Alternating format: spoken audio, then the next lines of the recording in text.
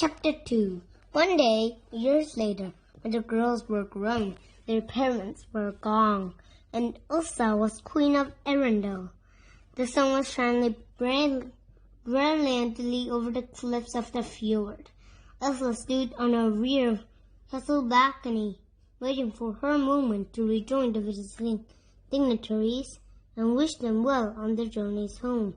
She had already spoken to them about trade and commerce, as well as the Arendellian people and goals for the kingdom, and I'd like to tell her that she was graceful and wise, far behind her years for people who didn't know Elsa. It was strange at first, but more she spoke, the more they would have agreed with Anna. Your Majesty, they're ready. Elsa jumped, startled when she heard Kai, one of her most trusted advisors. Kai had known her since the day she was born. She could tell that Elsa was nervous, but he kept this observation quietly to himself. Her hands were wrapped around the balcony railing, and her emotional Zolt instantly turned into ice. She laughed nervously. "Oh, excuse me, I'm coming," she said. After unfreezing the railing, Elsa turned to follow Kai into the castle, but she was stopped by a hunting call, a voice that spoke to her in a wordless melody. It was beautiful, yet sounded like painted at the same time. She turned back towards the outdoors. "Do you hear that?" she asked Kai, wondering where the voice was coming from. "What?" Kai answered. "That voice," Elsa said. Kai's brow furrowed. "What voice?" As soon as he said those words, the voice stopped as abruptly as it had started.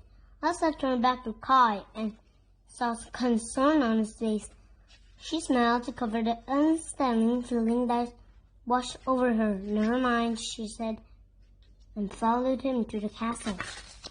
Inside, Kristoff was performing daring tricks with Sven. He had already shared some dignitaries some unusual facts about reindeer that could help them cultivate better crops and make traveling throughout Arendelle easier. As Kristoff finished, Elsa approached the front of the room for final goodbyes. "Everything's great," Elsa thought, renaining her composure with a smile. Her muscles were tense with the urge to release her magic. "Thank you again for coming," Elsa said to each dignitary as they passed. "It's always so great to see you." When she had completed the duty, Elsa exited the room and walked along the hallways out of the castle's front door. She greeted as the villagers and visitors scattered throughout the courtyard as she strolled towards the fjord. Elsa passed small boats and magnificent ships tied to the docks. She stayed calm as she went far down the side on the fjord as she could.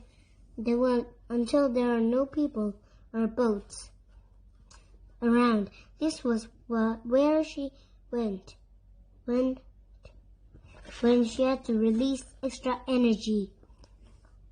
Whoever or whatever the voice was that had spoken to her in its wordless melody had filled her with most energy and magic than she'd ever felt before. Elsa threw out her arms and let magic shoot from her fingers at full force. Ice and snow filled the air in front of her and crashed into the fjord.